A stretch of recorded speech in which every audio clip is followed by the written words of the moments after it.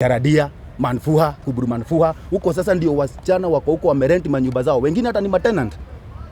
Actually watu wengi hata walikuwa tenants. Unaona? So ile kazi iko huko ni mbaya na ni mbovu. So kusema ati kufungwe sasa ndio mmemaliza kabisa. Kwa sababu gani? Mwarabu akisikia kumefungwa alikuwa amecreate agreement na agent ako Kenya. Hiyo sasa agreement imeisha. What will happen? Msichana atapigia agent simu. Juu si agent wote watu wakosagi kushika simu. The other guy tomorrow they have said there are almost 200,000 Kenyan ladies who are working there. Almost 0.001 ndio wanateta. So akipiga simu msichana agent atamwambia wacha nijaribu na ule Mwarabu, lakini tu agreement ilisha. Hata teswa ama atateswa? Atateswa. So the only thing naweza omba parliament ni kwamba tutafuteni sisi wenye tumeenda huko, tuwakalishe chini, tuambie Saudi, one thing is not a kitchen the way you are thinking. Saudi inataka hii na hii mikakati, na mkiweka safe houses kalas, kila kitu inaisha. Wasichana wenu mtakuwa mnasikia wanaenda, na mjue kuna mavijana wengine wanafanya kazi huko, they are managers. Kuna wasichana bado wako huko wanafanya hospitali, wengine wanafanya masalonist, wengine wanafanya caregiving. Unaona? So hii kitu ni kitu kidogo sana, ndio maana nilisheka nikianza, na ni kitu inaweza kuwa solved with immediate effect. Kama ni president unataka kuappoint the ambassador, usienda huko uwatafuta mtu ati ni profesa ama nani. Tafuta mama mwenye ashawaienda huko, anajua mashida za huko. Okay? Aende huko, angalie, wacha tafuta mama mwenye ameenda huko na anajua. Kama ni safe houses, tafuta wenye wameenda huko, wanajua. Lakini sasa ukienda utafute ama uappoint anybody there, he don't know, he don't care. Nasikitika sana kuona Francis Atwoli amesema ati hiyo ati msichana ananyosha ubwa. Kitu ya kwanza ni kwamba Saudi hakudanga ubwa. Mwarabu hafugagi ubwa, inaitangwa kerb. Na hiyo ni haramu. Ni kama kusema kufunga nguruwe. Mwarabu hafugagi ubwa. So anafaa sijui venye atafanya ama sijui kama ata-apologize kwa Wakenya, kwa sababu imeshtua watu wengi sana, and it was from porn site. Na kitu ya kwanza kama hiyo watu wa media kabla iende kwa media ama ikuwe aired, ulizeni kwanza what is happening. So I say thank you so much, na I hope the government itajaribu kurectify, and we are very much free, we are very much there. Mkitaka kutuita tuwapatie advice venye kuko ama venye mtafanya, we are there, and we are very many people here. Thank you. And even once more, this guy have been working there for almost 20 years. 20 years he have been there. He was a trailer driver. Watu ni wengi wenye wako hapa, wenye wametoka huko na wanajua.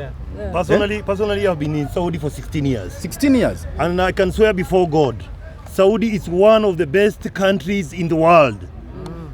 I can swear God na kitabu kitakatifu. It is one of the best countries in the world because Sharia Saudi Arabia ni 100+1% straight hivi. But Kenyans we are not used of that. Hatujazoea kupeleka sheria hivi. And I want you media people to ask me a question: why do Kenyan ladies die in Saudi Arabia? A simple question. I'll answer you right away. Why do Kenyans ladies die in Saudi Arabia? Tell us. I want to ask you a question before I answer the question.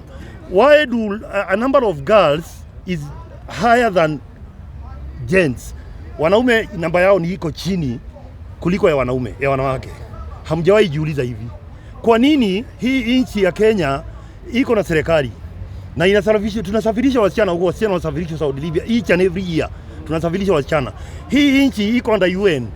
UN inajua tunasafirisha wasichana, na inajua wasichana wanakufia huko. Why? Kwa nini serikali haisimamishi? Kwa nini UN haisimamishi? Because they have done their diligent yao, na tukapatana na sisi huko, tukawaulizwa kwa nini wasichana wanakufa. Tulikaa chini na wao, tukakaa chini na Senate, tukakaa chini na Ministry of Labor huko, tukakaa chini na Embassy, na tukawaelezea kiini cha sababu ya wasichana kufa. Wasichana wakitoka hapa, wakifika huko wanaendaka na simu kama hii, simu ya mtandao. Wakifika huko wanaingia kwa groups za Kenya working in Saudi. Yes. Kwa mfano ni wewe, una msichana ambaye ametoka kwenyu Githurai ama pali popote ama kijana. Mnapatana kwa mtandao. Anakuiba kutoka kwa ile nyumba umeenda. Ile nyumba umeenda unapewa 36,000 Kenya shillings. Anakuambia huku nje utapata 72,000. Na ni kweli unapata hiyo pesa. But document na mambo zote unaziwacha kwa hiyo nyumba. Ukitoka nje unakutana na wanaume, si Waarabu, wanaume wa Kenya. Sisi ndio tunawapachika hawa wasichana mimba. It's not a secret. Sababu msichana ni wetu, ni wa kwetu, tunapata urafiki. In Saudi Arabia there is no shortcut kwa sheria. Hii dawa za kupanga uzazi, it is prohibited 100+1. Protection hakuna. Ukipata mimba wewe ni it's up to you. Na lazima tuendeleze hiyo maneno. And I'm sorry to say this in front of media. Ukipatana na mwanaume huko mkifanya usharati na yeye upate mimba, it is up to you. Huwezi pata mtoto kwa hospitali without documents na huwezi toa mimba. So dakika mwisho huyo msichana ana decide kutoa hiyo mimba. Yes. Ukidecide kutoa hiyo mimba, I want to give you three samples. Msichana huyu pengine hajawahi zaa hapa Kenya. Ni mara ya kwanza kwenda huko na ni mara yake ya kwanza kupata mimba. Akipata mimba akiwa ni mara yake ya kwanza, anaambiwa atoe hiyo mimba na miezi 4. I want to ask you, will she survive 4 months pregnancy? She will not survive, she will die. Unashika? Number 2, unakuta huyo msichana hapa Kenya amepata mimba na yeye amefanya CS hapa. Mara ya kwanza amepata watoto wawili na njia ya CS. Anaambiwa sikume mimba ya miezi 4. Itatoka? She will die. Number 3, amepata mimba hapa huko na amezaa hapa watoto wawili na njia normal. Akifika huko, akipata mimba, anaambiwa atoe hii mimba ya miezi 4. Hata succeed kutoa hiyo mimba, lakini placenta itabaki kwa tumbo. Huyo msichana anakufa. Once more anaitwa, mimi ndio nilikuwa controller. I was controlling 144,000 Kenyans with this Facebook, including Moses Kuria, the current CS huyu ambaye amechaguliwa juzi. He was under my control. He's a witness of that. Many Kenyans here know that. Wala ameenda Saudi Arabia. I was controlling 144,000 Kenyans na Facebook. So, ninapigiwa simu, napewa picha ya msichana, napewa taarifa, ametoka Munanga, ametoka Kangema, ametoka wapi popote, naweka kwa Facebook. Kiini kia msichana kufa hatuweki kwa Facebook. Kwa nini? Manake alitoroka kule, alitoroka, ako nje, mwajiri hamshughulikii, si Mwarabu alimpachika mimba, na si shughuli yake kupeleka hiyo mimba maiti nyumbani. Kenyans, na you know Kenyans, we don't throw our dead. Akifa wa Kenya lazima tushughulike, maiti lazima ipelekwe nyumbani. Dakika ya mwisho hatutaandika kiini cha msichana kufa, ndio pesa zichangwe na Wakenya tusafirishe maiti. Tukizungumza na wazazi wake hapa, hatutamwambia kiini cha msichana kufa, tutamwambia ni high blood pressure, mambo zingine, sababu kuna mambo zingine zinaibu kuingia kwa masikio ya wazazi. Wazazi wakisikia msichana wao amekufa wanaita media. Media ikifika KICC, Jomo Kenyatta International, another one from Saudi. There is no report. Yeah, there is no report. Hakuna report tunapeanaga because inaibu. Ni report inaibu. But I'm telling you, the best country in the world ni Saudi Arabia. You cannot believe it. You cannot believe it. Mahali unakaa na sheria unapelekana nao vile unastahili. You cannot go beyond that sheria hata ufanywe nini. So that's why people wanapigaga sheria, wanapigaga Saudi Arabia, na Saudi Arabia doesn't have anything to do with the girls. Why only Kenyans? Huko kuna watu tabaka zote duniani. Kwa nini Kenyans peke yao? Because tabia zetu za wasichana wetu zimekeuka sheria. Unafikiria sheria ya Kenya itaenda kufanya kazi nchi nyingine? It's a lie. It's a lie. It can't. It can't. That's a Muslim country and they have to protect. And also Kenyans and Kenyans girls before they live here, they should know 95% ya constitution ya Saudi Arabia imekotiwa kutoka kwa Qurani, and there is no shortcut no matter what. 95%. I'm not a Muslim, I'm a Christian and I know that. 95% of sheria ya Saudi imekotiwa kutoka kwa Qurani na haibadilishagwi even a point hivi, haibadilishagwi. Lakini Kenyans wanataka tukifika huko tubadilishe. It can't work. It can't. So you should know. I want to make a program with one of the media service, pole nikiwa hakuna haraka, niwaelezee kwa kini, ndio wasichana wakitoka hapo wajua wakitoka hapo wanaenda wakifanya nini. Wanaenda kufanya kazi ama wanaenda kufanya mambo zile tunafanyaga hapa kwetu. Hapa kwetu we have all the freedoms. Hata mtu anatoaga mimba 4 na there is no problem, nowhere you will be taken. Huko jaribu kutoa mimba moja, my friend, you are a killer. Yeah. I have a mimi kutoka niende huko nimesafirisha wasichana 16. Maiti nimesafirisha wamepokelewa hapa na vijana 3. Ask yourself why. Hao vijana 3, wawili ni accident, mmoja alianguka kwa swimming pool. He is a witness of that. And many girls here ambao tumefanya kazi nao huko. Sasa nashindwa, why Kenyans we don't ask ourselves? Why media doesn't ask herself? Kwa nini namba ya wasichana iko juu kuliko ya wanaume? Kwa nini sisi hatukufuati wanaume wakufi? Na wako huko. Kwa nini wasichana peke yao ndio wanakufa? Maana yake hawawezi zuia joto. Joto ya kiume hawawezi zuia. Hazui. Naona na hapa amezoea na si makosa yake, ni kawaida. Ni kawaida hapa Kenya, we are free to do everything. But hapo funga mbwa yako mahali iko. Unashika? Thank you. Yeah, I can take a few questions. I think. Okay, afternoon. The government agencies, some of them are sleeping on their jobs, and they are now using the companies, the agencies, as scapegoat. So we want to humbly request our dear President to wake up, let the government agencies do their work. We have labor attaches in both Qatar, Saudi Arabia, and Gulf countries. My question is, what are they doing? If they cannot be able to manage and help that little percentage that is suffering from the other side, then my question is, what are they doing?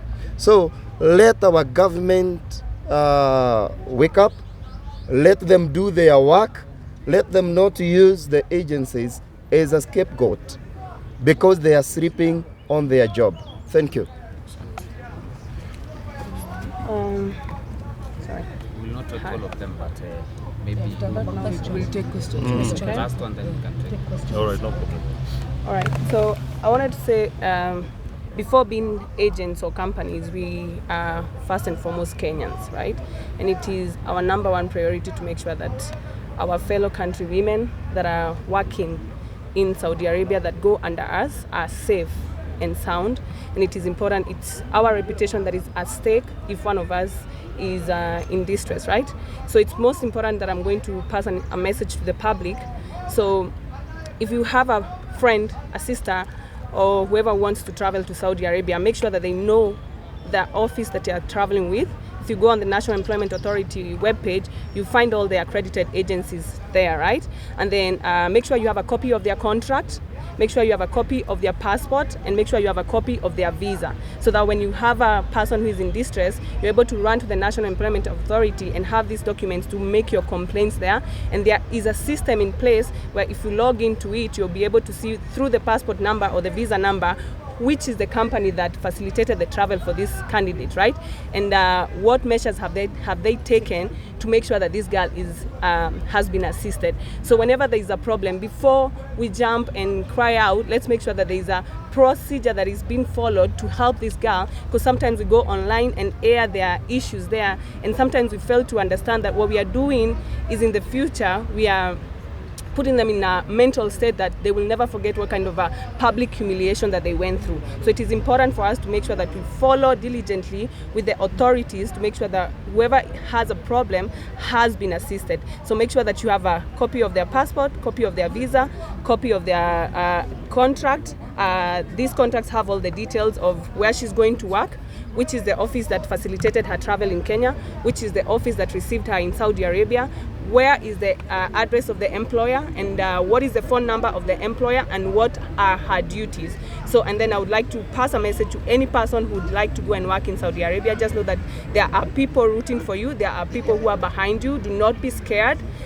We have associations. So if you have any questions, go in and ask them. And if you go there, follow the country laws. The laws in Kenya do not apply in Saudi Arabia. Once you go there, you are under the laws of the country. So follow them diligently. Do not fall prey of people who are going to convince you to run away for better money. Remember that you live in here to receive your 32,000 Kenya shillings or whatever, depending on the currency exchange. You didn't have it when living here, yeah? Once you get there, be content with what you have. And if you work very well with your employer, maybe they'll give you a raise. So once you run away, you are illegal. So whatever problems that you have, you cannot be assisted by me here as an office and the office in Saudi Arabia. Another thing I would like to say is, once a girl runs away from the employer, the employer makes a police report. So whenever a girl has an issue, let's follow up to make sure that the issue that they have is really sincere, because there are police complaints that the employer made to show that the candidate ran away. So then we are able to fix whatever situation that they have and know, was it genuine, was it not genuine, right? Yeah.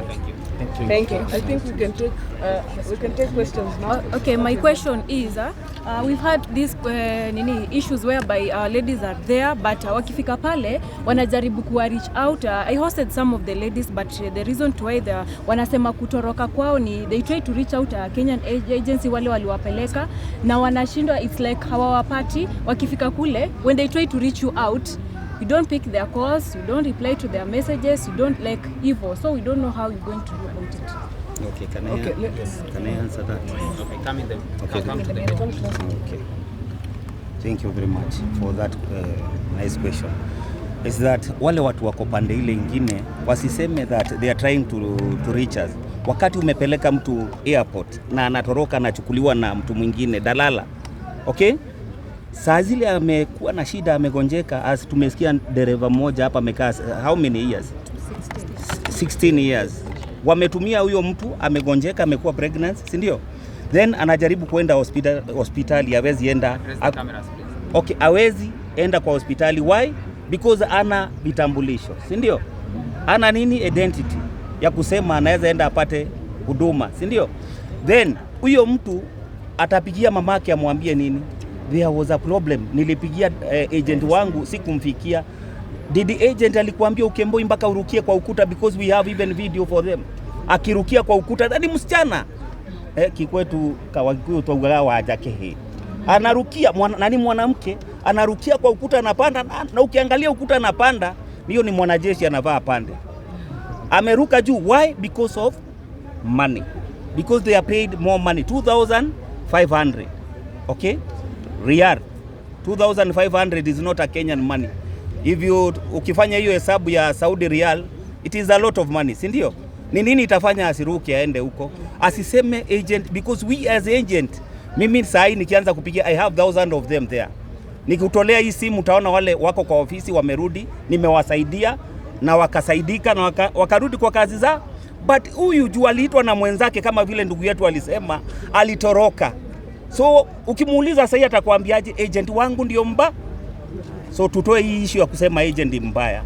Kitu ya kwanza tunaomba government ishikane na sisi, tuwapatie passport ya wale wametoroka. Hata hii mwezi tunaongea na hiyo ingine iwapatie 24 hours, warudi wajisalimishe kwa kazi zao, warudi. Do you get me? Na hapo ndio njia moja tutakuwa tukiondoa vifo na hii maneno ya kukemboi. Wasipate mimba wapi? Na mashida huko nje. Secondly, tungependa hizo passport zao pia zikuwe feeded at airport. Akikuja akifinya kidole hivi inalia alarm. Tunaomba Mheshimiwa Ruto anaweza sema hao watu wale wamekemboi wakuwe kama wame criminals. See, those are criminals.